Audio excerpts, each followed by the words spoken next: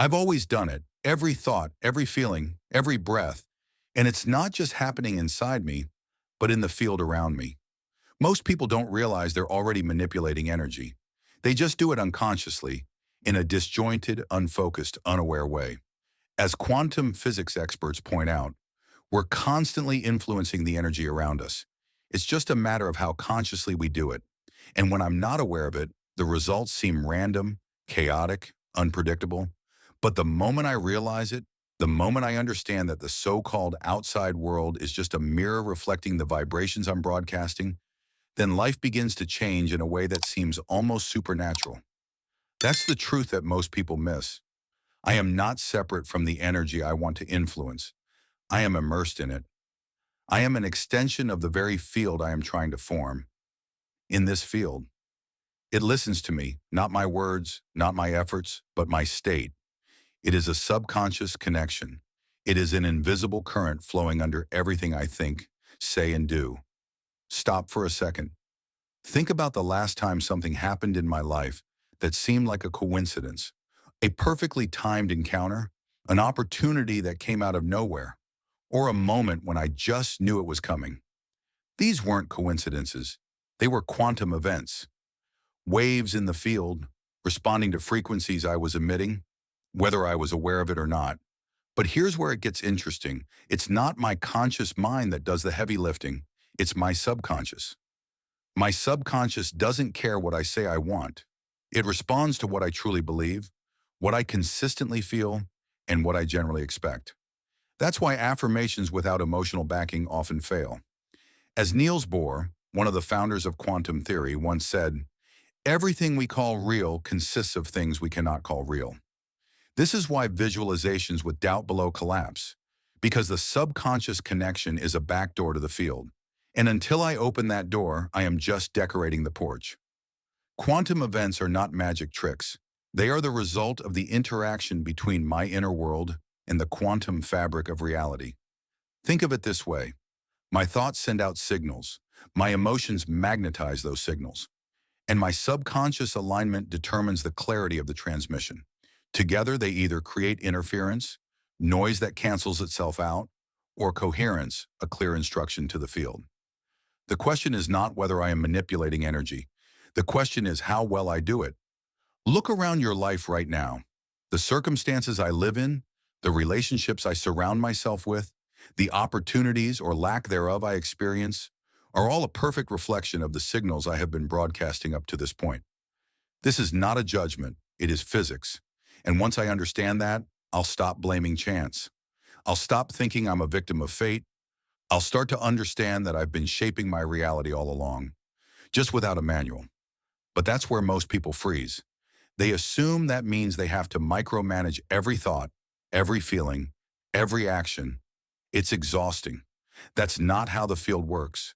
The key is not to control every wave of my mind. The key is to create a dominant signal, so strong, so consistent, that the occasional negative thought or moment of doubt doesn't matter. I become a beacon, not a flickering candle. And here's the deeper layer. When my subconscious alignment matches my conscious intention, the field responds with precision.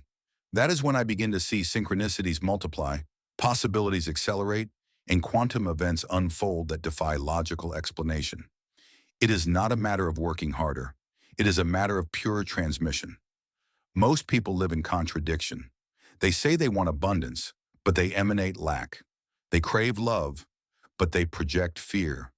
They visualize success, but they embody unworthiness, and the field listens to the body, the breath, the vibration, not the words. That's why the subconscious connection is everything. So here's where it gets really interesting. If I could learn to consciously influence this process, to amplify the signal I'm already sending, to eliminate static, to synchronize my inner world with the quantum field, what would be possible for me? What if the dream life I've been chasing isn't something to be built step by step, but something to be tuned into, like a frequency that's been waiting for me to dial in? Stay with me on this thought. If I've already been influencing the energy field without trying, if I've already been sending out signals that are shaping my reality, if I've already been half creating quantum events without realizing it, What happens when I bring full awareness to the process? In the next block, we'll look at exactly how to do that. How to create alignment between my mind, heart, and body so that I can turn scattered energy into a command signal that the field can't ignore. This is where it all goes from theory to practice. But before we go there, let me ask you this. Am I ready to open up to that next level? So here we are, standing on the edge between scattered intention and aligned influence. Until now, I have been sending signals into the field without instruction, often without realizing which part of me is in control. But here is the truth. Not all signals are created equal.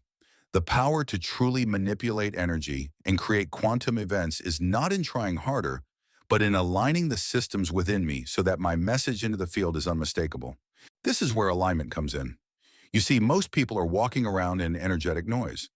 Their mind is saying one thing, their heart is feeling another, and their body is doing something completely different. This creates interference, a tangled mess of frequencies that cancel each other out. And when the field gets mixed signals, it doesn't know how to respond. It's like trying to tune into a radio station by playing static through the speakers. No matter how close I am to the right frequency, the noise will drown it out. But alignment changes everything. When my brain waves, heart rate, and nervous system are aligned, I become a tuning fork for the reality I want to experience. My thoughts no longer conflict with my emotions. My desires stop fighting my beliefs. My body stops acting like an enemy to my mind. And at that moment, the signal I send is no longer a whisper. It's a command. Research shows that the heart produces an electromagnetic field many times more powerful than the brain. This field doesn't just stay inside my chest. It radiates outward, influencing the people, events, and environment around me. And when I combine aligned heart energy with focused brain intention, I create a broadcast signal that interacts with the quantum field at a deeply orchestrated level. But here's the real magic. I don't have to be perfect to do this. I don't have to control every negative thought or suppress every difficult emotion. Alignment isn't about perfection, it's about dominance. It's about creating a strong enough baseline of alignment that a random wave of chaos doesn't throw me off course. So how do I do that? I start with awareness. I notice when my body is tense, when my mind is racing, when my breathing is shallow. I come back to my body, I slow my breathing, I calm my heart, I immerse myself in the moment. Then I set a clear intention, not out of desperation, but out of trust. I imagine the desired outcome. I feel the emotion of it already being there, and I allow my body to remember this state. The more I practice this, the more natural it becomes.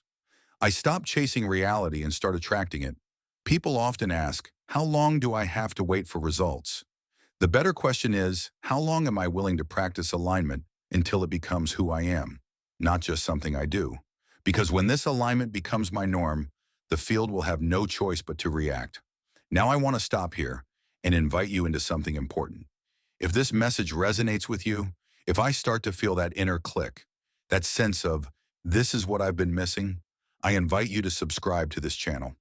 Not because I'm asking for numbers, but because this space is designed to help you stay in resonance with these ideas. And if I'm ready to take this conversation further, share it with me in the comments.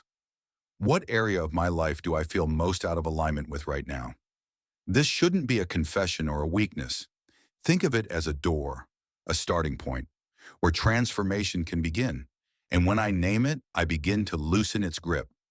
So let's continue. I now understand the difference between diffuse energy and aligned energy. But the next layer is where things get really interesting. Because alignment alone is not enough.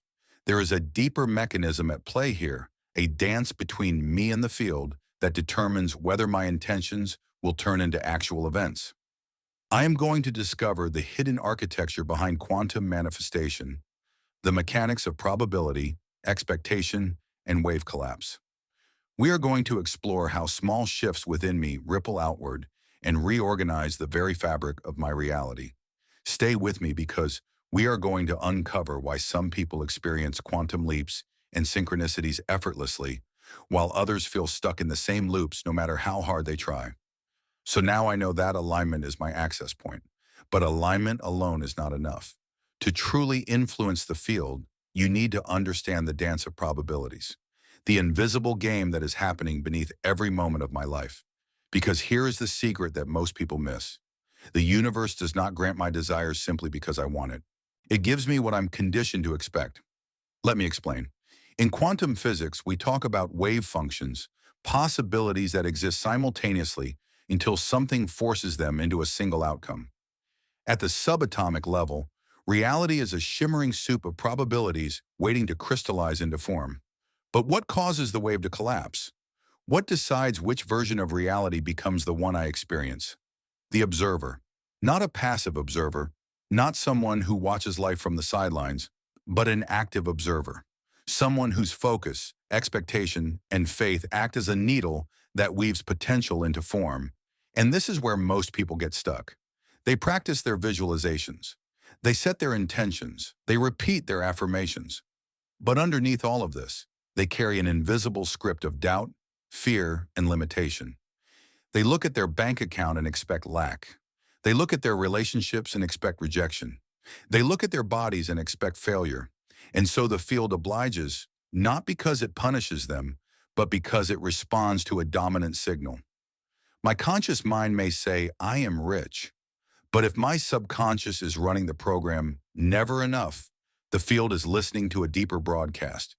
This is why so many people feel stuck. Even when they are doing everything right, they are trying to override their subconscious with superficial rituals, ignoring the underlying expectations that shape their field. This is where the real magic begins. When I begin to align not only my thoughts, but my beliefs and assumptions, I begin to shift probabilities in the quantum field. Small changes in the way I carry myself, the way I think, the way I feel. These are the levers that tilt reality in my favor. I don't have to rebuild my life overnight. I just need to create enough momentum so that the wave function begins to tilt toward the outcome I want. Imagine I'm walking down a hallway lined with doors. Each door represents a possible version of the next moment, the next day, the next chapter. I don't open them all. I open the one I expect to open. And that expectation is shaped by my dominant state, my subconscious history, my sense of possibility. This is why people who change internally often experience sudden, unexpected external changes. They have changed the underlying probability, and the universe has no choice but to reorganize itself accordingly. But here's the rub. Expectation is not something you can fake.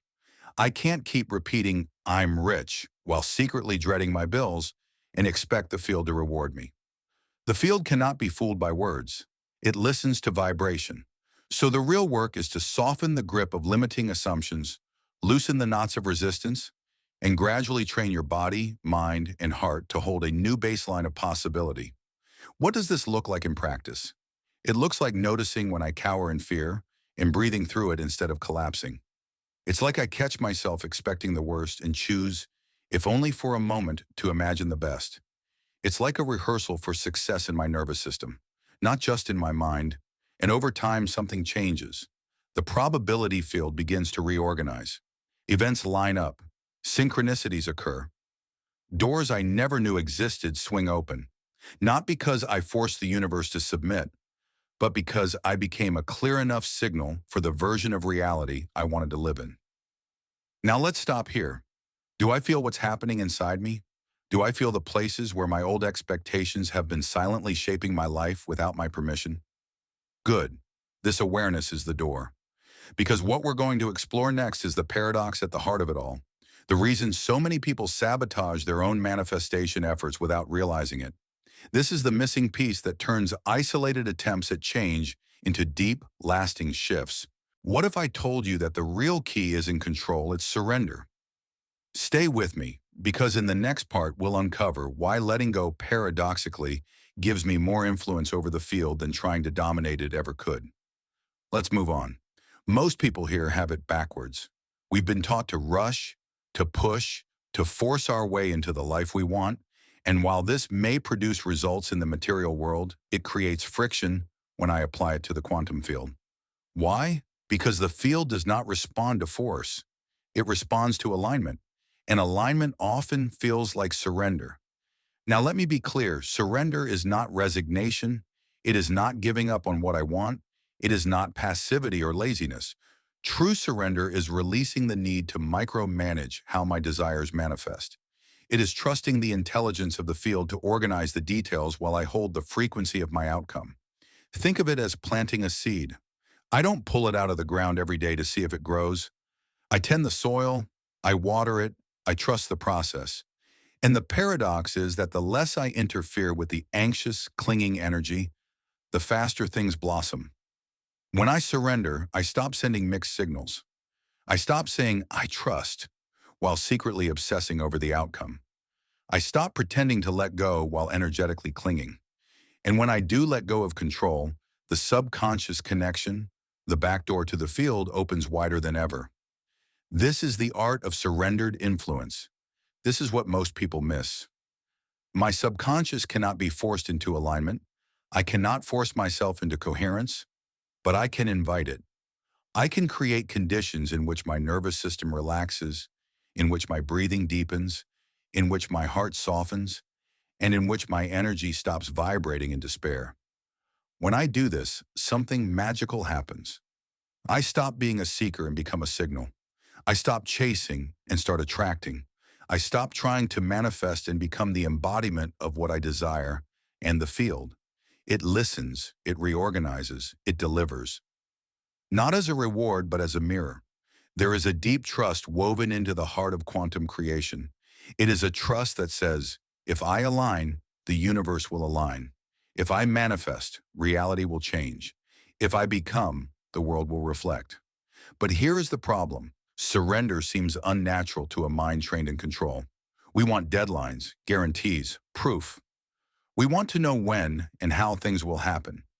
Yet the more I demand certainty, the more I slide into resistance. The harder I squeeze, the harder the field squeezes back.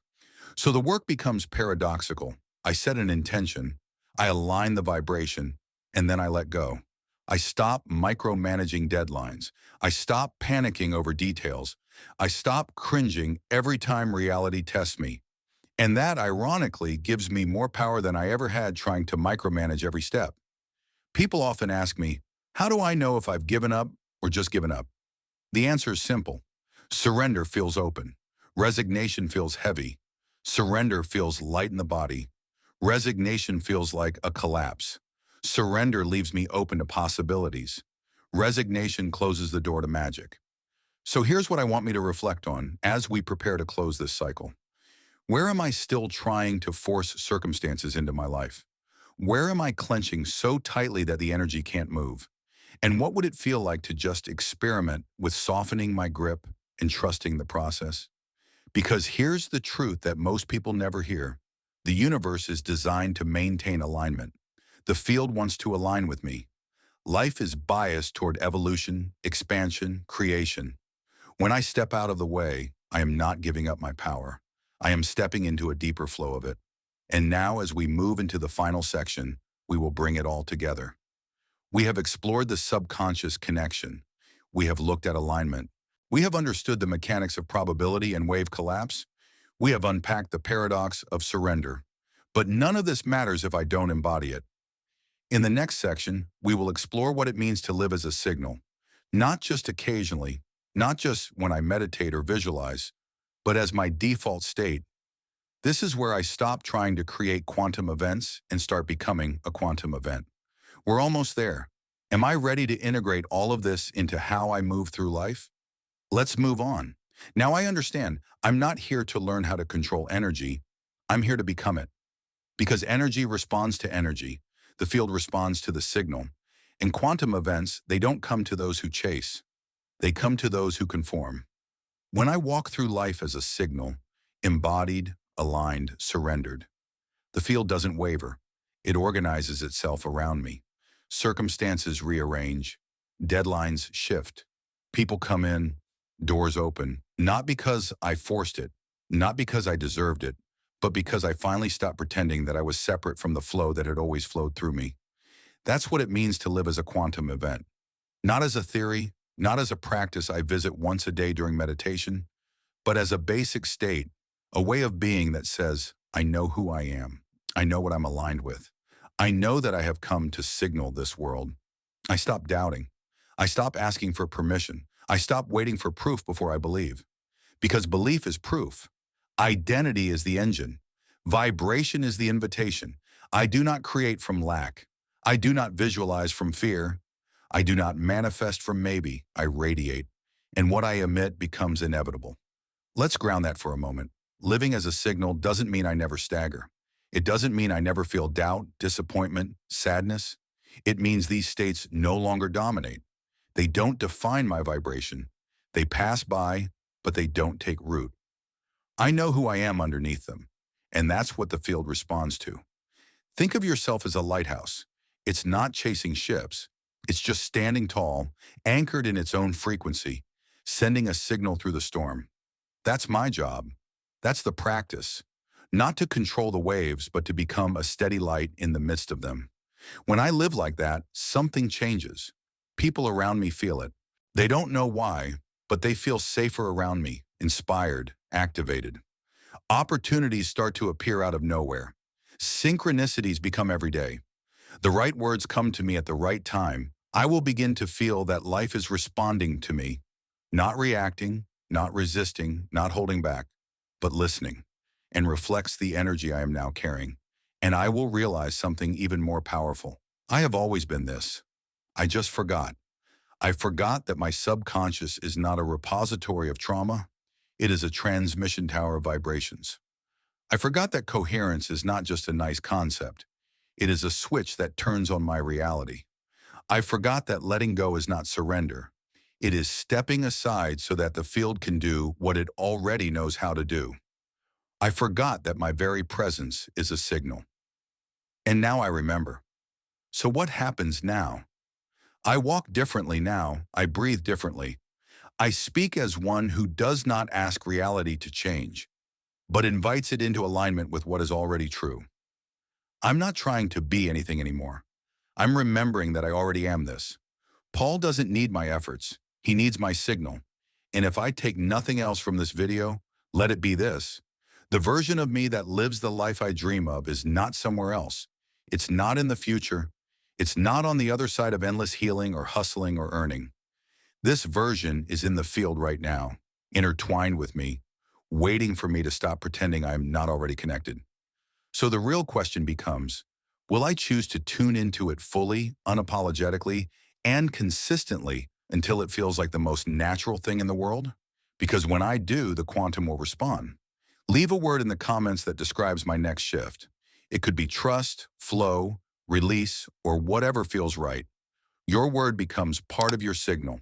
And if this touches you, subscribe. Let's continue to grow together. Remember this. I'm not here to chase change. I'm here to become it. And the moment I do, the universe moves with me. Don't forget to subscribe to the channel to continue to discover the boundless horizons of self-knowledge and quantum influence.